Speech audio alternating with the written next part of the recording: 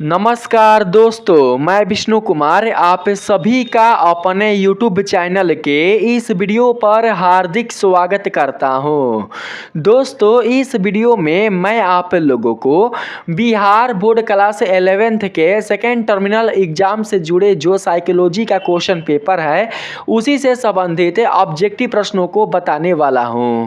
दोस्तों, आप जानते हैं कि आज आप लोगों का सेकेंड सेटिंग में साइकोलॉजी का एग्जाम होने वाला है। जो भी बच्चे बिहार बोर्ड से क्लास 11th की पढ़ाई पढ़ रहे हैं वे बच्चे इस वीडियो को ध्यान से देखेंगे। इस वीडियो में मैंने क्लास 11th का साइकोलॉजी से संबंधित जो क्वेश्चन पेपर लिया है यह क्वेश्चन पेपर 100% रियल है, इसलिए बिना किसी डाउट के आप लोग इस वीडियो को ध्यान से देखें। यहाँ पर आप लोगों का जो सब्जेक्ट कोड रहेगा वो रहेगा 324, आप लोग यहाँ पर देख सकते हैं। बात करें अगर हम लोग टोटल प्रश्न का तो दोस्तों टोटल प्रश्न रहेंगे 30, जिनमें से आप लोगों को किन्हीं 25 प्रश्नों का सही जवाब देना है। यहाँ पर जो पहला सवाल है आप लोग देख सकते हैं, बोला जा रहा है आधुनिक मनोविज्ञान की प्रयोगशाला कहाँ स्थापित की गई, आप लोगों को इसका सही आंसर बताना है। तो दोस्तों पहला का जो सही आंसर होगा वो हो जाएगा लिपजिग, ऑप्शन नंबर सी को सिलेक्ट कर लेंगे। 2 नंबर सवाल में कहा गया है मनोविज्ञान व्यवहार का विज्ञान है, किसने कहा। तो दोस्तों 2 का सही आंसर हो जाएगा वाटसन, ऑप्शन नंबर ए को सिलेक्ट कर लेंगे। 3 नंबर सवाल में यहां पर पूछा जा रहा है आप लोगों से, यहां पर देख सकते हैं तीसरा सवाल है किस अध्ययन विधि के कारण मनोविज्ञान विज्ञान होने का दावा करता है।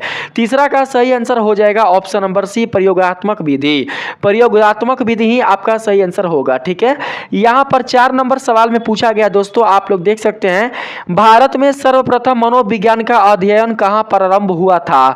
4 का सही जवाब होगा ऑप्शन नंबर सी कलकत्ता विश्वविद्यालय, आप लोग ऑप्शन नंबर सी को याद रखिएगा।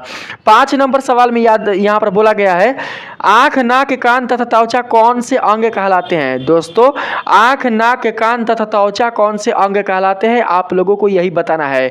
5 का सही जवाब होगा ग्रंथियां, ऑप्शन नंबर ए को सिलेक्ट कर लेंगे। ठीक है, यहां पर 6 नंबर सवाल में पूछा गया है व्यक्ति के आंतरिक विचारों को किस विधि से बाहर लाया जाता है। तो दोस्तों 6 का सही आंसर हो जाएगा ऑप्शन नंबर डी उपचारात्मक विधि, ऑप्शन नंबर डी को सिलेक्ट कर लेंगे। 7 नंबर सवाल है मनोविज्ञान की कौन सी पहली विधि है। मनोविज्ञान की कौन सी पहली विधि है, तो दोस्तों इसका सही जवाब होगा अंतःनिरीक्षण विधि, ऑप्शन नंबर सी को सिलेक्ट कर लेंगे। 8 नंबर सवाल में पूछा गया है चेतन एवं अचेतन स्थितियों का अध्ययन किस विधि के अंतर्गत किया जाता है। तो दोस्तों इसका सही आंसर होगा मनोविश्लेषणात्मक विधि, ऑप्शन नंबर ए आपका सही जवाब होगा। 9 नंबर सवाल में पूछा गया है मानव शरीर में पाई जाने वाली कौन सी अंतःस्रावी ग्रंथियां है। 9 का सही आंसर हो जाएगा इनमें से सभी, यानी कि पिनियल बॉडी, पीयूष ग्रंथि, पैराथायराइड ग्रंथि, ये सभी सही होंगे, इसलिए ऑप्शन नंबर डी आपका राइट आंसर होगा। 10 नंबर सवाल में कहा गया है संवाहक एवं प्रभावक अंगों को कौन संयुक्त करता है। 10 का सही आंसर होगा हृदय, ऑप्शन नंबर बी को सिलेक्ट कर लेंगे। 11 नंबर सवाल में पूछा गया है एड्रिनल ग्रंथि कहां पाया जाता है। एड्रिनल ग्रंथि पाया जाता है पेट में, इसलिए ऑप्शन नंबर बी आपका सही आंसर होगा। 12 नंबर सवाल में पूछा गया है अंतःस्रावी ग्रंथि से निकलने वाले स्राव को क्या कहते हैं। 12 का सही जवाब होगा हार्मोन, ऑप्शन नंबर ए को सिलेक्ट कर लेंगे। 13 नंबर सवाल में पूछा गया यहां पर युग्मन अजिक में गुणसूत्रों की संख्या कितनी होती है। 13 का सही आंसर होगा 23, ऑप्शन नंबर डी को सिलेक्ट कर लेंगे। 14 नंबर सवाल में पूछा गया है जब विकास सिर से पैर की दिशा में हो तो कहा जाता है, क्या कहा जाता है। तो दोस्तों 14 का सही जवाब होगा मस्तकाधोमुखी सिद्धांत, ऑप्शन नंबर सी को सिलेक्ट कर लेंगे। 15 नंबर सवाल में पूछा गया है जीन का कौन भाग नहीं है। जीन का कौन भाग नहीं है, तो अंडाणु, ऑप्शन नंबर डी को सिलेक्ट कर लेंगे। यहां पर पूछा गया है दोस्तों 16 नंबर सवाल में निम्नांकित में से कौन सा उद्दीपक नहीं है। निम्नांकित में से कौन सा उद्दीपक नहीं है, तो दोस्तों 16 का सही आंसर होगा रोशनी, ऑप्शन नंबर डी को सिलेक्ट कर लेंगे। 17 नंबर सवाल में कहा गया दोस्तों ध्यान क्या है। ध्यान दोस्तों क्या है, जैविक प्रक्रिया, शारीरिक प्रक्रिया, मानसिक प्रक्रिया, ये तीनों ही है, इसलिए सही आंसर ऑप्शन नंबर डी होगा। ठीक है, 18 नंबर सवाल में कहा गया है प्रत्यक्षीकरण कैसी मानसिक प्रक्रिया है। प्रत्यक्षीकरण कैसी मानसिक प्रक्रिया है, तो दोस्तों 18 का सही जवाब है रचनात्मक प्रक्रिया होगा, ऑप्शन नंबर सी को सिलेक्ट कर लेंगे। यहां पर 19 नंबर सवाल में पूछा गया है निम्नलिखित में से कौन प्रक्रिया प्रत्यक्षीकरण के अंतर्गत नहीं आती है। 19 का सही जवाब होगा प्रतीकात्मक प्रक्रिया, ऑप्शन नंबर डी आपका सही आंसर होगा। 20 नंबर सवाल में कहा गया है सीखना व्यवहार के सीखना नहीं है, सीखना व्यवहार के परिणाम स्वरूप व्यवहार में को यहां पर दोस्तों फिर से बोल रहा हूं, गड़बड़ हो चुका है। सीखना व्यवहार के परिणाम स्वरूप व्यवहार में कोई भी परिवर्तन है, यह कथन किसका है? तो दोस्तों यह कथन है किसका? तो यह है युदार्थ का, ऑप्शन नंबर बी आपका सही आंसर होगा। 21 नंबर सवाल में कहा गया है किस मनोवैज्ञानिक ने सीखने का शास्त्रीय अनुकूलन सिद्धांत में कुत्ता का प्रयोग किया था। 21 का सही आंसर हो जाएगा पैलोव, ऑप्शन नंबर ए आपका सही आंसर होगा पैलोव। ठीक है। 22 नंबर सवाल में पूछा गया है परीक्षणात्मक अधिगम के रूप को कहा जाता है। परीक्षणात्मक अधिगम के रूप को क्या कहा जाता है? तो दोस्तों 22 का सही जवाब हो जाएगा यहां पर ऑप्शन नंबर बी यानी कि सार्वजनिकीय, सार्वजनिकीय आपका सही आंसर होगा।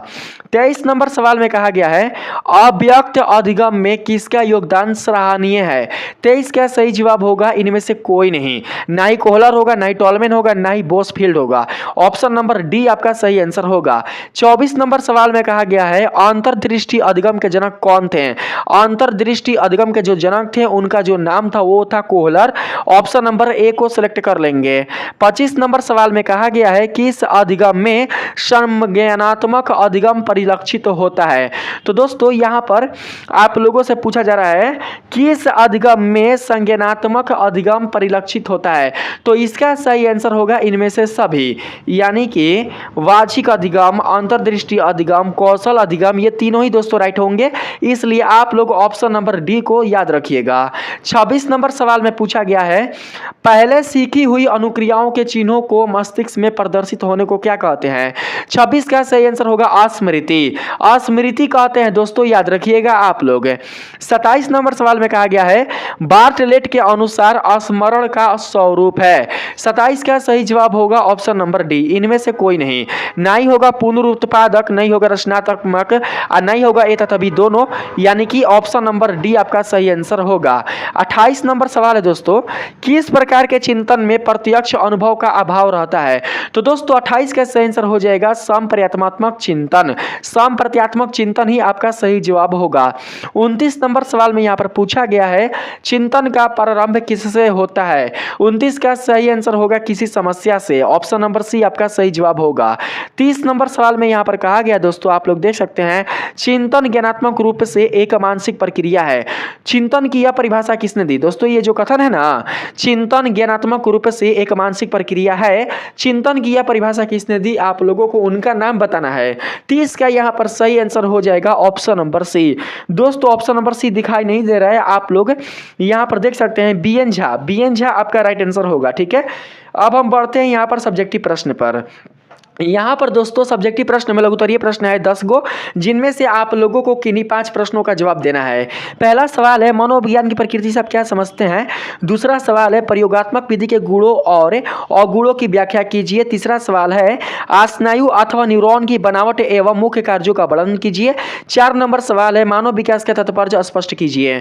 5 नंबर सवाल में पूछा गया, यहाँ पर देख सकते हैं, यहाँ पर अवगत की विशेषताओं पर प्रकाश डालिए। अधिगम अथवा सीखने की आवश्यकता से क्या तात्पर्य है। और यहाँ पर 7 नंबर सवाल है अव्यक्त अधिगम क्या है। 7 के बाद दोस्तों जो हमारे पास यहाँ पर सब्जेक्टिव प्रश्न है वो दोस्तों बिल्कुल भी नहीं है। मैं आप लोगों को इनमें से 5 प्रश्नों का यहाँ पर सही से आंसर बता देता हूँ। ठीक है, देखिए यहाँ पर शॉर्ट आंसर है ना, यानी कि लघुत्तरीय प्रश्न का जो पहला दोस्तों यहाँ पर क्वेश्चन है उसका आंसर यहाँ पर दिया गया है। आप लोगों को यहाँ से लेकर यहाँ तक लिखना है। ठीक है, पहला का जो आंसर है वो यहाँ से यहाँ तक है, आप लोग लिखिएगा। ठीक है, वीडियो को पॉज कर लीजिएगा। दूसरा नंबर में आते हैं, दूसरा नंबर का जो क्वेश्चन है उसका आंसर यहां से यहां तक है। ठीक है, आप लोगों को यहां से यहां तक लिखना है, वीडियो को पॉज करके लिख लीजिएगा। तीसरा का दोस्तों यहां पर दिया गया है, यहां पर तीसरा का क्वेश्चन का जो आंसर है वो है यहां से लेकर यहां तक। ठीक है, आप लोगों को वीडियो को पॉज करके लिख लेना है। 4 नंबर है, यहां पर 4 नंबर में देख सकते हैं दोस्तों आप लोग 4 क्वेश्चन का यहां पर आंसर यहां से यहां तक दिया गया है, आप लोगों को लिख लेना है। और एक 5 नंबर का है। ठीक है, यानी कि 5 के स्थान पर 7 नंबर आया है।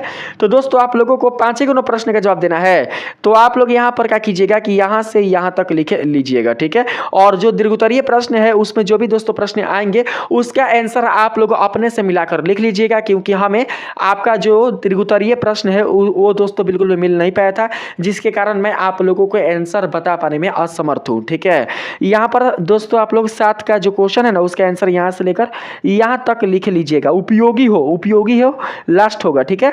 तो दोस्तों इस वीडियो में मैंने आप लोगों को आपके साइकोलॉजी के क्वेश्चन पेपर से संबंधित जो सब्जेक्टिव प्रश्न है उसका आंसर बता दिया है।